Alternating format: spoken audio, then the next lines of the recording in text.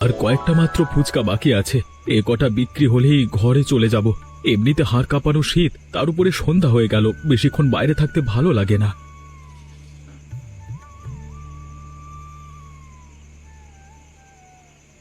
Bomb bomb বলে ফুচকা বিক্রি করছো মনে হচ্ছে। গন্ধতেই বোঝা যাচ্ছে বেশ সুস্বাদু এবং নতুন ধরনের কিছু। তাই গ্রামে কি সন্ধে হতেই লোকজন সব ঘরে ঢুকে ঘুমিয়ে পড়ে নাকি? কাউকে তো দেখতে পাচ্ছি না। আগে এখন শীতের দিন তো তাই আপনি ফুচকা খেতে পারেন। আমি তো ফুচকাতে পেঁয়াজ রসুন দিই না। ফুলকপির নিরামিষ ফুচকা আপনি খেতে পারেন চাইলে আর কি। মানে বাবা, আপনি কিছু কি ভাবছেন? হ্যাঁ আমাকে সবকিছু ভেবে চিন্তি করতে হয়। আবার এই সন্ধেবেলায় ফুচকা? ঠিক আছে দে। এই নিন বাবা, ফুচকা খান। আজকে তো কম ছিল তাই বেশি খাওয়াতে পারলাম না। আপনাকে টাকা পয়সার কথা ভাবতে হবে না, যখন মন করবে আবার আসবেন। বেশ বেশ উত্তম ফুচকা বানাও তুমি। বিকেলটা বেশ ভালো হয়ে গেল আমার। তবে তোদের গ্রামের লোকেরা বেশ মনে হয় ভীতু। যাই হোক, চলি কেমন? মনে রাখবি আমার নাম শশী ভট্টাচার্য।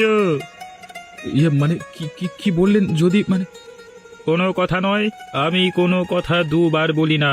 আর প্রয়োজন ছাড়া বেশি কথা বলা পছন্দ করি না। চললাম, তুমিও ঘরে চলে যাও। এ শীতের সন্ধ্যায় বেশিক্ষণ বাইরে থেকো না। কখন কোথা থেকে কি বিপদ হয়ে যায় কেউ বলতে পারে না।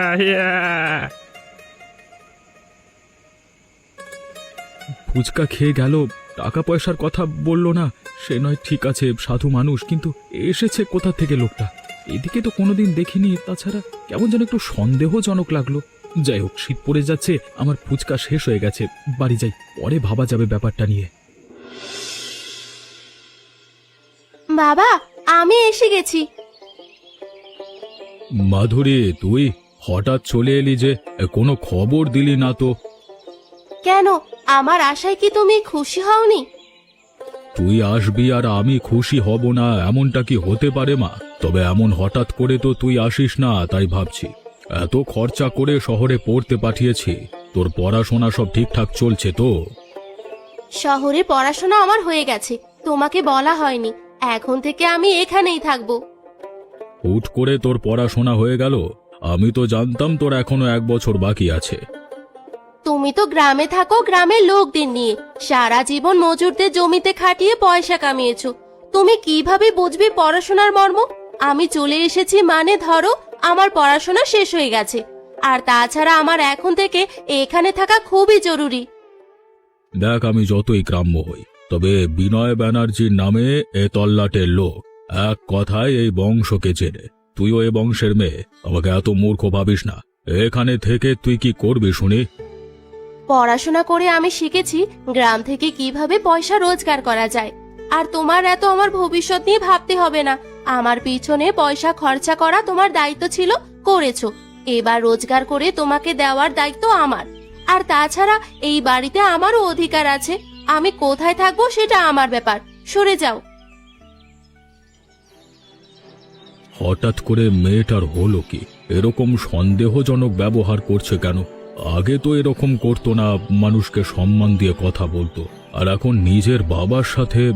তাছাড়া এখানে থেকে কি পয়সা রোজগার করবে যে পদ্ধতি আমি জানি না। ব্যাপারটা একটু তলিয়ে ভাবতে হবে তো। কি হয়েছে বলো তো তোমার? কাল বিকেল থেকেই দেখছি তোমার মনটা যেন এক জায়গায় নেই। কই কিছু না তো। না বললেই হবে, দেখেই তো বুঝতে পারছি চিন্তায় আছো। তাছাড়া এত বছরে তো আমার থেকে কোনো কিছু তুমি লুকোওনি। আজ হঠাৎ কি হলো? একটা অদ্ভুত লোক, বুঝলে? অদ্ভুত লোক মানে? একটা সাধু বাবা এসেছে গ্রামে, কোথা থেকে কে জানে। গ্রামে গঞ্জে সাধু বাবা আসবে, এটা আবার নতুন কি? তাছাড়া আমাদের গ্রামে কি আগে কোনো সাধু বাবা আসেনি? এসেছে, কিন্তু এই লোকটা ঠিক তেমন নয়। মানে? কেমন যেন একটা অদ্ভুত জামা কাপড়, সন্দেহজনক কথাবার্তা। সন্দেহজনক কি রকম? কিরকম কিরকম যেন কথা বলছিল। আমাদের গ্রামের লোকজনেরা ভীতু, তারপর আরো কত কি। সব থেকে বড় ব্যাপার, আমার থেকে ফুচকাগুলো খেয়েই যেন পালিয়ে গেল। আমি কিছু কথা বলতে চাইছিলাম, কিন্তু কোনো উত্তর দিল না। আরে ধুর, তুমি সাধু বাবার কথা ভাবতে ভাবতে এদিকে ফুচকা বাজায় মন দিচ্ছ না। ওদিকে তো বিনয় বাবুর মেয়ে এসেছে হঠাৎ। বিনয়বাবুর মেয়ে মানে মাধুরী, সে শহরে গিয়েছিল পড়াশোনা শিখতে। হ্যাঁ গো, আজ সকালে হঠাৎ করে চলে এসেছে গ্রামে। যতদূর শুনলাম এখানেই থাকবে নাকি। কি যে হচ্ছে কিছু বুঝতে পারছি না, কেমন যেন হিসেব মিলছে না, বুঝলে? ঠিক আছে, তোমাকে অত হিসাব মেলাতে হবে না। তাড়াতাড়ি নিজের কাজ মেটাও, না হলে দেরি হয়ে যাবে। ওসব বড় লোকদের ব্যাপার নিয়ে ভাবলে চলবে না। আমরা যে গরিব, সেই গরিবই রয়ে যাব সারা জীবন। মাধুরী, ও মাধুরী, শুনছো? হ্যাঁ, কি হয়েছে? আরে, শহর থেকে ফিরে একেবারে চিনতেই পারছো না তো? চীনে কোনো কাজ আছে কি? তার মানে তুমি তো আগে আমাকে কাকিমা কাকিমা করে কত ভালোবাসতে। বরং তোমরা বড় লোক বলে আমি কথা বলতে ভয় পেতাম, তাই তুমি আমার কাছে এসে আমার সাথে গল্প করতে। ননসেন্স, যত সব গেও ছোট লোকদের দল। কি বলছো কি তুমি? শহর থেকে দুপাতা বই পড়ে এসেছো বলে গ্রামের মা পিসিদের সাথে কিভাবে কথা বলতে হয় সেই শিক্ষা হারিয়ে ফেলেছো নাকি? শিক্ষা হারিয়ে নিয়ে বড় নতুন শিক্ষা পেয়েছি। উচ্চশিক্ষিত মানুষদের নিচুতলার লোকেদের থেকে দূরে থাকতে হয়, না হলে ছোট লোকদের সংস্পর্শে এসে আমরাও ছোট লোক হয়ে যাব। তুমি যে এমন বদমাশ হয়ে এসেছো জানতাম না। এতদিন তোমার বাবা গ্রাম থেকে এত পয়সা রোজগার করেছে, কিন্তু কোনোদিনও তোমার মতো খারাপ ব্যবহার করেনি কারোর সাথে। তুমি যে এমনটা করবে কোনোদিনও কল্পনাও করতে পারিনি। যদি কল্পনা করতে, কি করতে? কোনো কিছু করার ক্ষমতা আছে তোমাদের? হয়তো তোমার মতো শহরের পড়াশোনা করার গর্ব নেই, অথবা টাকা পয়সা নেই, তবুও মান সম্মান আছে। আর সেই মান সম্মান রক্ষা করার সাথেই তোমার সাথে কথা বলতাম না। তাহলে এখনো কথা বলো না। তুমি আমার সাথে কথা না বললে এমন কোনো মহাভারত অশুদ্ধ হয়ে যাবে না। যত সব ছোট লোক ভিখিরির দল এসে জুটেছে, নিজেদের পরিষ্কার কাপড় চোপড় পরতে পারে না। নোংরা ছোট লোকের জাত, ছি।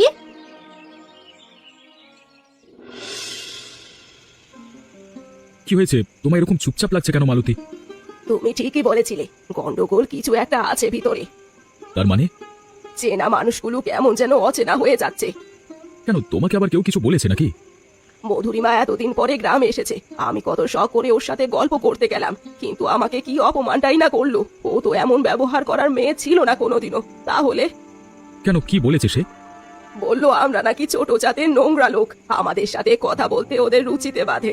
তাছাড়া আরো অনেক খারাপ খারাপ কথা বলেছে। আমার খুব খারাপ লেগেছে গো। না গো, আমার ঠিক লাগছে না ব্যাপারটা। আমারও কেমন সন্দেহজনক লাগছে।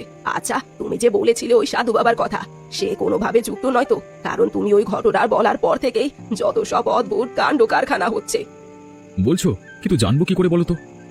একটাই উপায় আছে আমাদের কাছে, মাধুরীকে চোখে চোখে রাখা। ওর বাবা ওকে সন্দেহ করবে না, কিন্তু আমরা যখন সন্দেহ করছি তখন আমরা তো লক্ষ্য রাখতে পারি। আর হঠাৎ মেয়েটার এইভাবে শহর থেকে সবকিছু ছেড়ে এই গ্রামে চলে আসা কেমন যেন একটা রহস্যজনক। আর তার সাথে ওই সাধু বাবার উধাও। তুমি হয়তো একটা কথা শোনোনি যে গ্রামে কয়েকজন মানুষ বেপাত্তা। কি বলছো কি তুমি? ঠিকই বলছি, সাধু বাবা আমাকে বলেছিল যে আমাদের গ্রামের মানুষজন ভীতু, সাবধানে থাকতে। কেমন যেন একটা গরমিল লাগছে। দেখো, যদি কিছু ঘটে তাহলে দিনের বেলা ঘটবে না, যা ঘটার ঘটবে রাতে। তাই আমাদের রাতেই লক্ষ্য রাখতে হবে মাধুরীর বাড়ির দিকে। ঠিক আছে, আজকে ঘুমিয়ে পড়ো, কালকে রাত থেকে আমাদের কাজ শুরু হবে। ওই দেখো, আমরা ঠিক ধরেছিলাম, রাতের বেলা মেয়েটা কেমন বেরিয়ে যাচ্ছে দেখো। শুধু দেখলেই হবে না, চলো চুপচাপ পিছু করি আমরা। আরে ওই তো সাধুটা, কি করছে দেখো তো ভালো করে। আরে বাবা, সত্যি তো ওরা পরস্পরের সাথে যুক্ত। বাবাজি, এবার যেন টাকাগুলো সব পাই, দেখে রেখো। বম বম, সাধুর বেশে আমি গ্রামে গ্রামে ঘুরে বেড়ালেও আসলে যে আমি কত বড় ডাকাত সেটা তুমি জানো একমাত্র। তাই আমার উপরে ভরসা হারিও না, ঠিক আছে? তুমি যে দিনের বেলাতে লোকেদের ঘরে ভিক্ষা চাইতে যাওয়ার নাম করে শিকার দেখে আসো, সেটা ভালো করেই জানি আমি। আর তোমার ভরসাতেই কিন্তু আমি পড়াশোনা ছেড়ে এই গ্রামে এসেছি, লোকেদের মেরে তাদের চোখ কিডনি পাচার করে পয়সা কামাতে। তবে সময়ের পয়সা যেন সময় পাই আমি।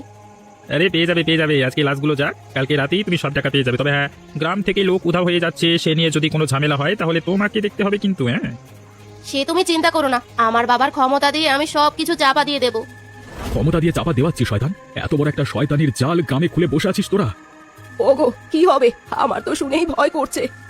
এখন চলো চলো, যা ব্যবস্থা করবার কালকে আমি করব। এখন চলো, না হলে বিপদ হয়ে যাবে।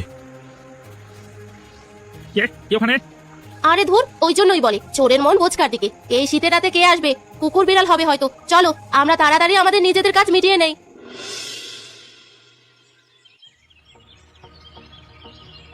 আরে কি করছিস রে রবীন্দ্র? এই ভর দুপুর বেলা এরকম আমার ঘরের ভেতরে এসে দরজা বন্ধ করছিস কেন? ভেতর কি হচ্ছে কি? বাবু বাবু, বড় বিপদ ঘটেছে গ্রামে। এ কথা যদি আপনি ছাড়া আর কাকপক্ষিতেও টের পায়, গন্ডগোল হয়ে যাবে। কি হয়েছে? কি কি বলতে চাইছিস তুই? খুলে বল আমাকে।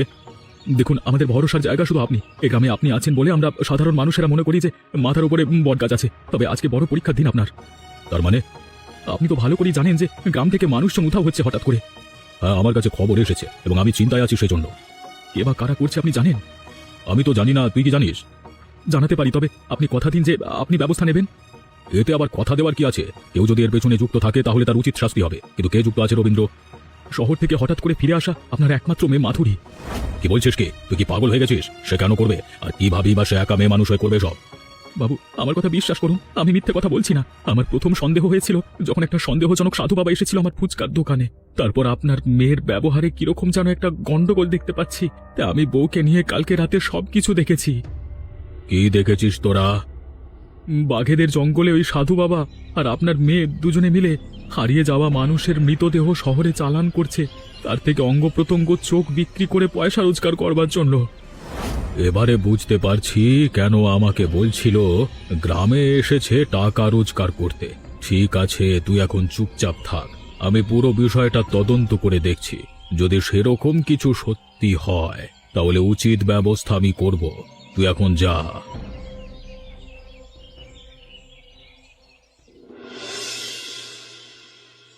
অনামিকা, বাড়িতে আছিস? কে? মেশো? এতদিন পর কি ব্যাপার? এসো এসো। বড় জরুরি দরকারে এলাম তোর কাছে। কি ব্যাপার বলো তো? তোমাকে এরকম রোগ দেখাচ্ছে কেন? তার আগে তুমি ভিতরে এসো। হ্যাঁ, এসব কথা বাইরে দাঁড়িয়ে বলা চলে না। চল চল, ভেতরে গিয়েই বলি। এবার বলো তো কি হয়েছে? তুই তো গোয়েন্দাগিরি নিয়ে পড়াশোনা করেছিলিস। তুই এখন একমাত্র ভরসা আমার কাছে। কিছু হয়েছে নাকি? তুই কি জানতিস যে মাধুরী শহরে গিয়েছিল পড়াশোনা করতে, কিন্তু হঠাৎ করে সে গ্রামে ফিরে এসেছে আর তার ব্যবহারের মধ্যেও বিশেষ পরিবর্তন এসেছে? এই বয়সের মেয়ের তো পরিবর্তন আসতেই পারে। ব্যাপার সেরকম নয়। সে ছাড়াও গ্রামে একটা উটকো সাধু এসেছে, আর তাছাড়া গ্রাম থেকে মানুষজন উধাও হয়ে যাচ্ছে হঠাৎ করে। আর আমার কাছে নানান রকম নালিশ আসছে। পুরো ব্যাপারটার একটা তদন্ত করতে হবে তোকে। তুমি যা বলছো তা ভয়ঙ্কর। সেটা আমার থেকে ভালো আর কেউ জানে না। তবে হ্যাঁ, যা জানবি সব আমাকে আগে বলবি। তারপর যা করবার দুজন মিলে সিদ্ধান্ত নেব। ঠিক আছে মেশো, তোমাকে কোনো চিন্তা করতে হবে না।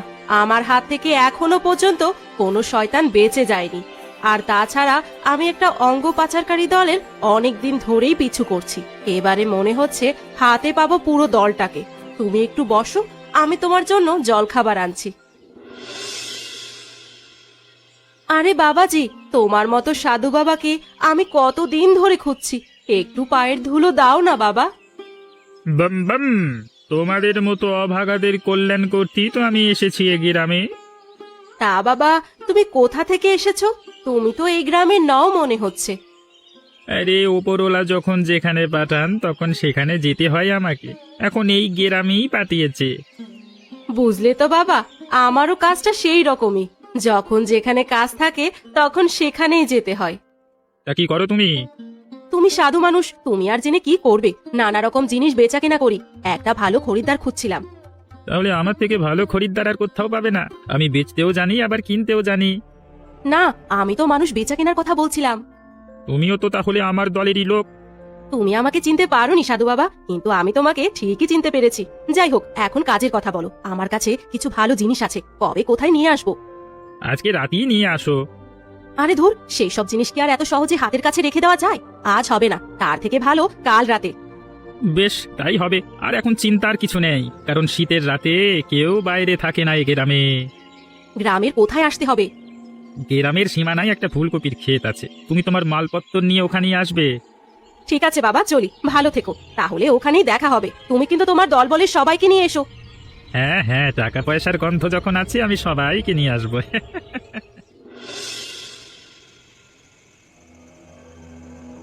কোথায় যাচ্ছিস তুই এত রাতে? ইয়ে বাবা, তুমি এখনো ঘুমাওনি?